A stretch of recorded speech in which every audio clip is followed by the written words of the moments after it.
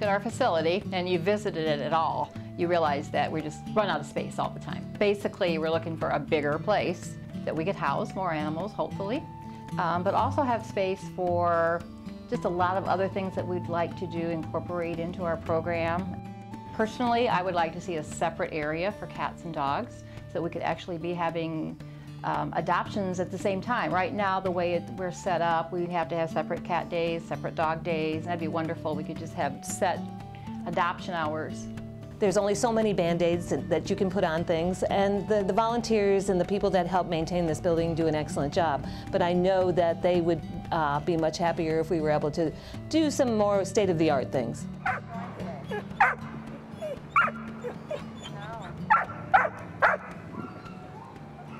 There's a lot of things around here that just break.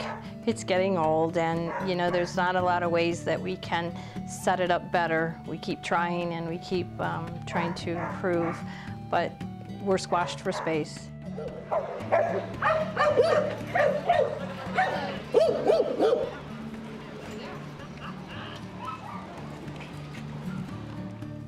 I think if we talk about a new facility, we're going to have to make a wish list.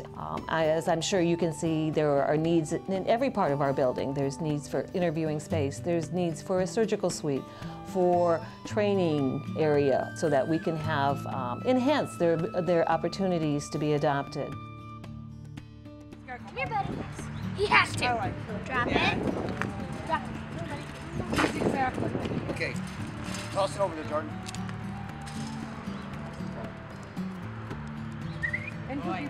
I'd like to see in rooms where we could introduce the dogs and the cats to new people coming to look at them in a more comfortable setting where you could sit down and relax with the people and watch their interactions with the animals and see, so they can pick out the right puppy in the litter too. Another thing I'd like to see is a place that's set up quietly for some of our older animals to care for, and our sick animals, so that they have a place to recoup and get better. And sometimes the loud facility and all the dogs barking, it's hard on them. In a new facility, I think what the cats would really benefit from would be an area with plenty of windows. They love to watch the birds and watch what happens out there. Lots of scratching posts, lots of things to provide vertical space for the cats, such as cat trees or things that can be mounted on the walls for them to climb on, so they can each have their own private little areas.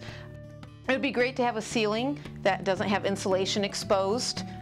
We've had to kind of cage off the ceiling to not pose that risk to the cats. You know, with respect to trying to reduce the risk of disease transmission, definitely a better ventilation system. You know, that's very important when we have over 100 cats in one building. The spread of disease can happen rather quickly. Having smaller rooms of cats would also help to reduce some of the fighting that happens with the cats. Come here, how was your day?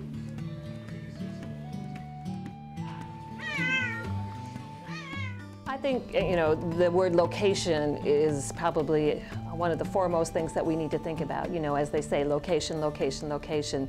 If we can be in a central area where, you know, we're seen every day by the people in the community, either coming and going from work or whatever the case may be, that's going to be a plus for us as well. Nice to have more parking when we have busy adoption events, and especially if the weather is bad and there's snow out, there's very limited on the parking.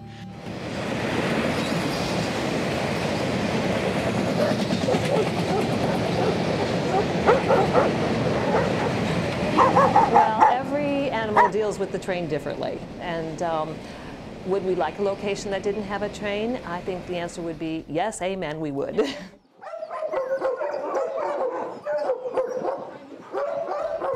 No matter who you talk to, they're going to have an agenda or they're going to have that wish list. And our goal is to put those wish lists together and come up with a project or a building that's going to meet the needs of all the volunteers that are here.